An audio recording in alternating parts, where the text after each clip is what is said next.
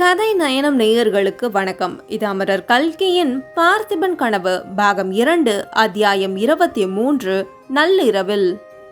அன்னைக்கு இரவு ஏறக்குறைய 1:30 ஜாமம் ஆன போது உறையூர் நகரமே நிசப்தமா இருந்தது. உறையூருக்கும் ஸ்ரீரங்கத்துக்கும் இடையில போற காவேரி நதி காரிருளால மூழ்கி இருந்தது. அந்த காவேரி கரை ஓரமா ஒரு படகு வர மாதிரி சலசலப்பு சத்தம் கேட்டது. என்னன்னு உத்து பார்க்கும்பொழுது தூரத்துல ஒரு படகு வர்றது தெரிஞ்சுது. அந்த படகுல யாரோ ஒருத்தர் உட்கார்ந்துட்டு இருக்கிறது மங்களா தெரிஞ்சுது. அது மட்டும் இல்லாம கரையில இருந்து ஒருத்தர் கைத்தால அந்த படகை இழுக்கிறதும் தெரிஞ்சுது. இன்னும் கொஞ்சம் உத்து பார்த்தா அவங்க 2 பேருமே நமக்கு ஏற்கனவே தெரிஞ்சவங்க தான். கைத்தால படகை இழுத்தவன் பொன்னன். அந்த படகுல உட்கார்ந்துட்டு இருந்தது வள்ளி.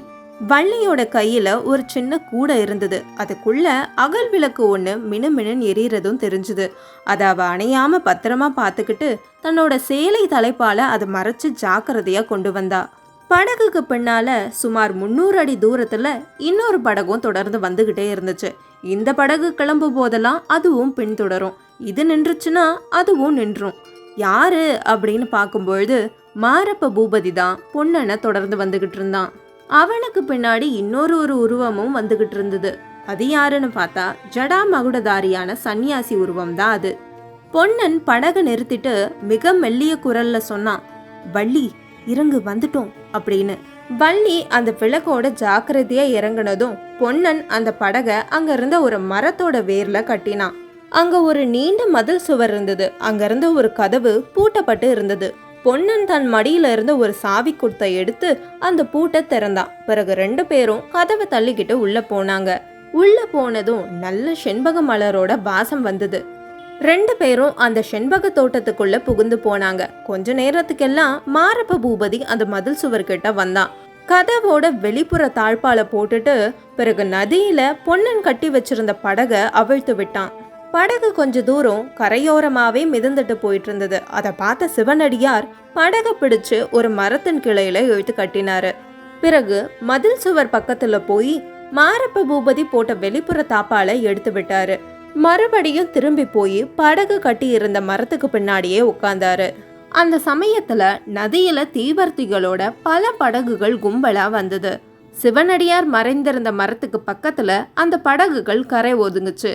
படகுல இருந்து சிறு தொண்டர், அவரோட மனைவி குந்தவி, அதுக்கப்புறம் அச்சுதவர்மர், இவங்க எல்லாரும் இறங்கினாங்க. ஸ்ரீரங்கநாதரோடைய அர்த்தஜாம ஆராதனைய பார்த்துட்டு திரும்ப வந்த அந்த கூட்டத்துல நரசிம்மவர்ம சக்கரவர்த்திய மட்டும் காணல. அந்த கூட்டம் அங்க இருந்து நகருக்குள்ள போற வரைக்கும் சிவனடியார் அந்த மரத்துக்கு பின்னாடி நல்லா ஒளிஞ்சுக்கிட்டாரு. அவங்க போன பிறகு சிவனடியார் மதில் சுவரையே கூர்மையா பார்த்துக்கிட்டு இருந்தாரு. கதவு திறக்கிற சத்தம் கேக்குதா அப்படின்னு அவரோட காதும் கவனிச்சுட்டே இருந்தது. அத்தியாயம் 24 மாரப்பனின் மனக்கலக்கம். பொன்னனையும் வள்ளியையும் மாரப்ப பூபதி அந்த நள்ளிரவுல எதுக்காக தொடர்ந்து போனா? அதுக்கான காரணம் என்ன? அன்னைக்கு சாயங்காலம் சக்கரவர்த்தியோட சந்நிதியிலிருந்து வெளியே வந்த மாரப்பனுக்கு அளவில்லாத மனசோர்வு ஏற்பட்டது. இந்த சாம்ராஜ்யத்துக்காக தான் எவ்வளவுதான் சேவை செஞ்சிருந்தாலும் அது எதுக்குமே பயன் இல்லாம போகும் அப்படின்னு அவன் எதிர்பார்க்கவே இல்லை. பார்த்திபன் போர்ல மாண்டு ஏறக்குறைய 7 வருஷம் ஆகிடுச்சு. பார்த்திபனோட போர்ல கலந்துக்க மறுத்தது, விக்ரமனோடைய சதி ஆலோசனை எல்லாத்தையும் அச்சுதவர்மன் கிட்ட சொன்னது, இது எல்லாத்துக்கும் தகுந்த சன்மானம் கிடைக்கும் அப்படின்னு அவன் ரொம்பவே நம்பி இருந்தான். அவன் ஆசைப்பட்டது எல்லாம் பல்லவ சக்கரவர்த்திக்கு கப்பம் கட்டி உறையூரை ஆளணும் அப்படிங்கிறது தான். இது உடனே நடக்கலனாலும் தான் முன்னாடி வகித்திருந்த சேனாதிபதி பதவியாவது கிடைக்கும் அப்படின்னு நினைச்சான். ஆனா நடந்தது என்ன? சக்கரவர்த்தி தன் பேர்லயே சந்தேகம் கொள்றாரு. கேவலம் ஒரு ஓடக்காரன், அவன் பொண்டாட்டி இவங்க முன்னாடி சோழ நாட்டு பட்டத்துக்கு உரியவனான என்ன அவமானம் பண்றாரு. இத நினைச்சு மாரப்பனுக்கு ரொம்ப வெறுப்பானது. குதிரை போற போக்குலயே அப்படியே போய்கிட்டு இருந்தான். அப்படியே காவேரி கரை சாலை கிழக்கு திசையை நோக்கி போயிட்டு இருந்தான். உறையூர் கோட்டை வாசலை தாண்டி அவன் போயிட்டு இருந்தப்போ எதிரில் தீவர்த்திகளோட ஒரு குழு வந்துகிட்டு இருந்தது. கூட்டத்தோட மத்தியில சிங்க கொடி பறந்துட்டு இருந்தது. அதை பார்த்ததும் ஒருவேளை சக்கரவர்த்தி தான் பரிவாளங்களோட ஸ்ரீரங்கநாதர் ஆலயத்துக்கு போறாரு போல அப்படின்னு மாரப்பன் நினைச்சுக்கிட்டான். கூட்டம் கொஞ்சம் பக்கத்துல வந்ததும் தான் தெரிஞ்சது அதுல சக்கரவர்த்தி இல்லைன்னு. அதுல தளபதி அச்சுதவர்மனும் மொட்டை தலை சாமியாரும் இருந்தாங்க. அப்பதான் மாரப்பனுக்கு மனசுல ஒரு எண்ணம் வந்தது. ஒருவேளை இவர்தான் அந்த ஜடா மகுடதாரியா இருக்குமோ அப்படின்னு யோசிச்சான். அவங்க 2 பேரும் அங்கிருந்து கிளம்பினதும் பின்னாடி சேடிகள் சூழ்ந்த ஒரு பல்லக்கு வந்தது. அது எப்படியும் சக்கரவர்த்தியோட திருமகளா தான் இருக்கும் அப்படின்னு மாரப்பன் நினைச்சான். மாரப்பனுக்கு பக்கத்திலேயே அந்த பல்லக்கு சரியா வந்து நின்னது. பூபதி அப்படின்னு ஒரு அழகிய பெண் குரல் கேட்டது. அது குந்தவையோட குரல் தான். உள்ள பார்க்கும்போது பக்கத்துல ஒரு வயதான மூதாட்டியும் இருந்தாங்க. குந்தவி நம்மளை கூப்பிடுறா அப்படின்னு தெரிஞ்சதும் மாரப்பனுக்கு உள்ளுக்குள்ள ரொம்பவே சந்தோஷமா இருந்தது. பூபதி, இன்னைக்கு என்னோட தந்தை உன்கிட்ட ரொம்பவே கடுமையா நடந்துக்கிட்டாரு. நீ அதுக்காக ரொம்ப வருத்தப்படாத. உன் மேல எனக்கு நம்பிக்கை இருக்கு. எப்படியாவது அந்த போலி வேஷதாரியை நீ கண்டுபிடிச்சிட்டன்னா அதுக்கப்புறம் நான் உன் கட்சியில இருப்பேன். அம்மணி, உங்களோட சித்தம் என்னோட பாக்கியம்.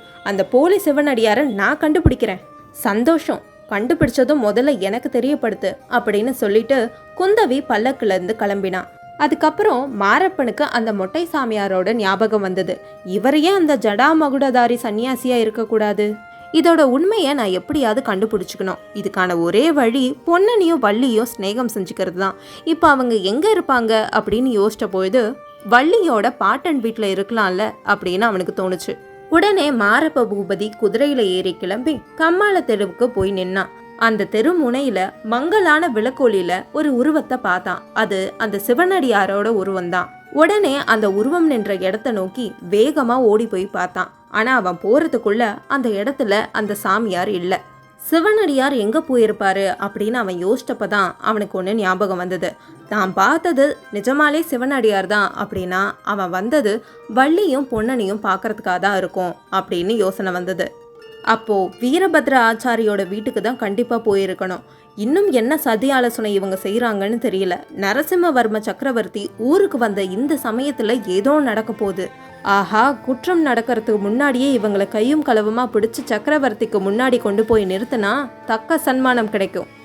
இப்படி அவன் யோசிச்சுக்கிட்டே வீரபத்ர ஆச்சாரியோட வீட்டுக்கு போய் நின்னப்போ உள்ள இருந்து 2 உருவம் வந்தது. அதுல வள்ளி இடையில ஒரு விளக்க சேலை தலைப்பால மூடிட்டே வந்தா. இதுல ஏதோ மர்மம் இருக்கு அப்படின்னு தெரிஞ்சுக்கிட்ட மாரப்பன் அவங்க 2 பேரையும் பின்தொடர்ந்து போனான். அவங்க எல்லாரும் காவேரி கரையை அடைஞ்சாங்க. அங்க ஒரு படகுல வள்ளி தன் கையில இருந்த விளக்கோட ஏறி உட்கார்ந்தா. பிறகு நம்ம போன அத்தியாயத்துல பார்த்தபடி பொன்னன் அந்த படகை கயிற்றால இழுத்துட்டு போனான். பிறகு அவங்க செண்பக தோட்டத்துக்குள்ள போனாங்க. அந்த தோட்டம் பார்த்திப மகாராஜா வாழ்ந்த பழைய சோழ வம்சத்து அரண்மனை தோட்டம். இந்த சமயத்துல அந்த தோட்டத்துல யாரும் கிடையாது. அதனால பொன்னனும் வள்ளியும் ஏதோ கெட்ட காரியம் தான் செய்ய போறாங்க அப்படின்னு மாரப்பன் முடிவு பண்ணிக்கிட்டான். அநேகமா அந்த சிவனடியார் கூட அரண்மனைக்குள்ள இருக்கலாம் அப்படின்னு அவன் யூகிச்சுக்கிட்டான். இன்னும் விபரீதமான ஒரு சந்தேகமும் அவனுக்கு வந்தது. ஒருவேளை போர்க்காலத்துல பார்த்திபன் இறக்கவில்லையோ, அவன்தான் இப்படி சிவனடியாரா வந்து இந்த துஷ்ட காரியம்லாம் செஞ்சுக்கிட்டு இருக்கானோ அப்படின்னு. எதுவா இருந்தாலும் இன்னைக்கு தெரிஞ்சிடும் அப்படின்னு அந்த வாசக்கதவோட வெளிப்புறமா தாழ்பால் போட்டுட்டு ஊருக்குள்ள போய் ஆட்களை கூட்டிட்டு வந்துடலாம் அப்படின்னு வேகமா போனான். அதுக்கப்புறம் அங்க என்ன நடந்தது இதெல்லாம் தெரிஞ்சுக்க என்னோட சேனலை சப்ஸ்கிரைப் பண்ணுங்க.